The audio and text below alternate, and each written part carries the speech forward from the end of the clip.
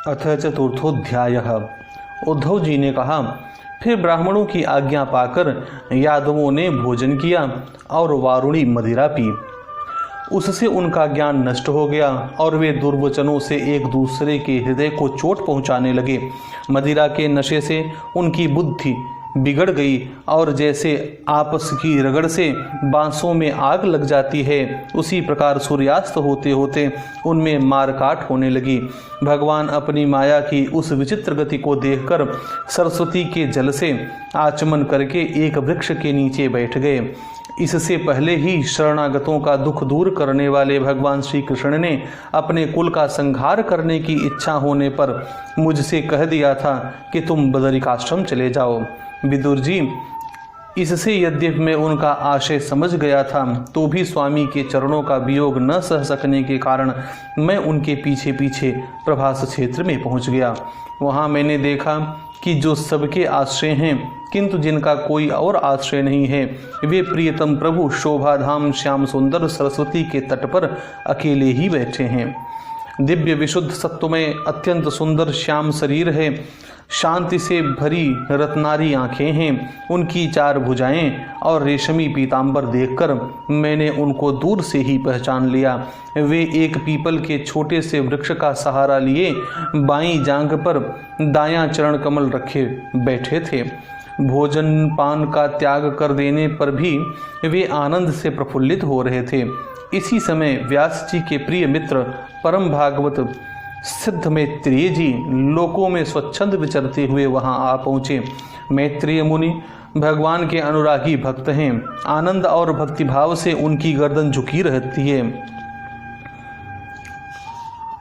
उनके सामने ही श्रीहरि ने प्रेम एवं मुस्कान युक्त चितवन से मुझे आनंदित करते हुए कहा। श्री भगवान कहने लगे, मैं तुम्हारी आंतरिक अभिलाषा जानता हूँ, इसलिए मैं तुम्हें वह साधन देता हूँ जो दूसरों के लिए अत्यंत दुर्लभ है। उद्धव, तुम पूर्व जन्म में वसु थे। विश्व की रचना करने वाले प्रजापतियों और वसुओं के यज्ञ में मुझे पाने की इच्छा से ही तुमने मेरी आराधना की थी। साधु स्वभाव उद्धव, संसार में तुम्हारा यह अंतिम जन्म है, क्योंकि इसमें तुमने मेरा अनुग्रह प्राप्त कर लिया है। अब मैं मर्त्यलोक को छोड़कर अपने धाम में जाना चाहता हूँ। इस समय यहाँ एकांत में तुमने अपनी अनन्य भक्ति के कारण ही मेरा दर्शन पाया है। यह बड़े सौभाग्य की बात है। पूर्व काल पाद्मकल्प के आरंभ में मैंने अपने नाभि कमल पर बैठे हुए ब्रह्मा को अपनी महिमा के प्रकट करने वाले जिस श्रेष्ठ ज्ञान का उपदेश किया था और जिसे विवेकी लोग भागवत कहते हैं, वही मैं तुम्हें देता हूँ। विदुर जी, मुझ पर तो प्रतिक्षण उन परम पुरुष की कृपा बरसा करती थी। इस समय उनके इस प्रकार आदर पूर्वक कहने से स्नेहवश मुझे रोमांच हो आया। मेरी वाणी गदगद हो गई और नेत्रों से आंसुओं की धारा बहने लगी।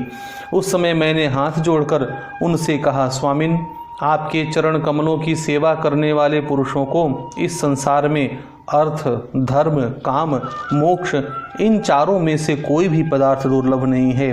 तथापि मुझे उनमें से किसी की इच्छा नहीं है। मैं तो केवल आपके चरण कमलों की सेवा के लिए ही लालायित रहता हूँ। प्रभो, आप निष्प्रिय होकर भी कर्म करते हैं, अजन्मा होकर भी जन्म लेते हैं, काल रूप होकर भी शत्रु के डर से भागते हैं और द्वारका के किले में जाकर छिप रहते हैं, तथा स्वात्माराम होकर भी 16,000 स्त्रियों के साथ रमण करते हैं। इन विचित्र चरित्रों को देखकर विद्वानों की बुद्धि भी चक्कर में पड़ जाती है। देव, आपका स्वरूप ज्ञान सर्वथा अबाध और अखंड है, फिर भी आप सलाह लेने के लिए मुझे बुलाकर जो भोले मनुष्यों की तरह बड़ी सावधानी से मेरी सम्मति पूछा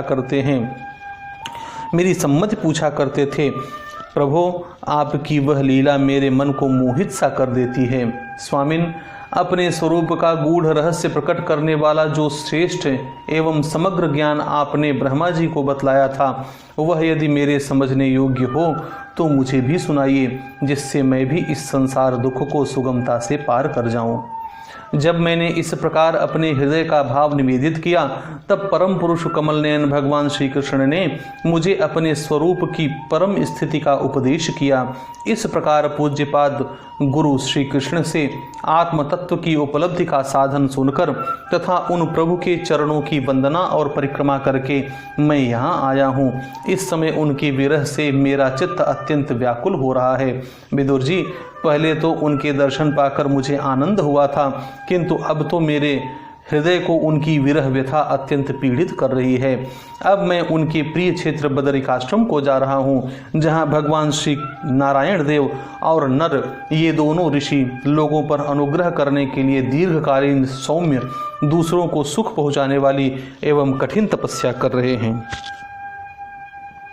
श्री सुखदेव जी कहते हैं, इस प्रकार उद्धव जी के मुख से अपने प्रिय बंधुओं के विनाश का असह्य समाचार सुनकर परम ज्ञानी विदुर जी को जो शोक उत्पन्न हुआ उसे उन्होंने ज्ञान द्वारा शांत कर दिया। जब भगवान श्री कृष्ण के परिकरों में प्रधान महाभागवत उद्धव जी बदरिकाश्रम की ओर जाने लगे, तब कुरुश्रेष्ठ विदुर जी ने श्रद्धापूर्वक उनसे पूछा। विदुर जी ने कहा, उद्धव जी, योगेश्वर भगवान श्री कृष्ण ने अपने स्वरूप के गूढ़ रहस्य को प्रकट करने वाला जो परम ज्ञान आपसे कहा था वह आप हमें भी सुनाइए, क्योंकि भगवान के सेवक तो अपने सेवकों का कार्य सिद्ध करने के लिए ही विचरा करते हैं। उद्धव जी ने कहा, उस तत्व ज्ञान के लिए आपको मुनिवर मैत्रेय जी की सेवा करनी चाहिए। इस मर्त्य लोक को छोड़ते समय मेरे सामने स्वयं भगवान ने ही आपको उपदेश करने के लिए उन्हें आज्ञा दी थी।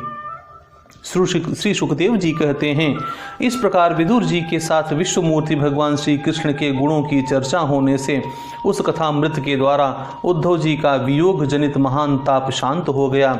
यमुना जी के तीर पर उनकी वह रात्रि एक क्षण के समान बीत गई। फिर प्रातःकाल होते ही वे वहां से चल दिए।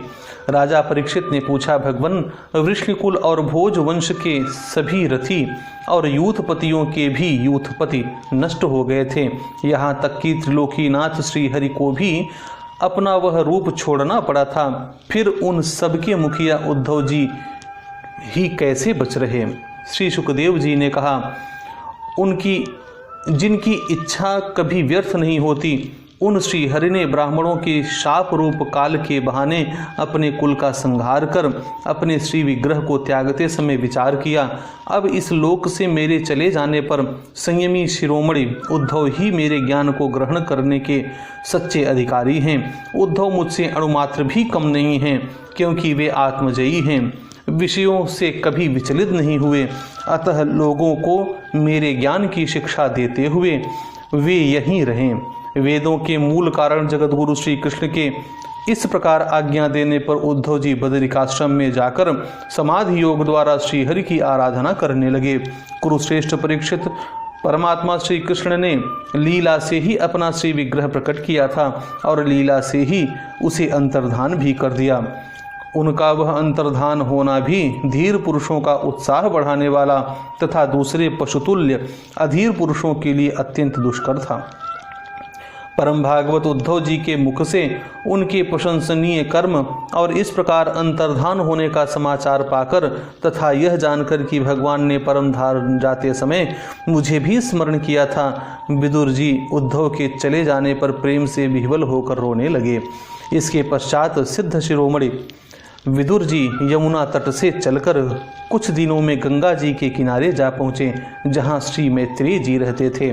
जय जय श्रीमद्भागवते महापुराणे पारमहंस्यां संहितायां तृतीय स्कंधे विदुरोद्धव संवादे चतुर्थो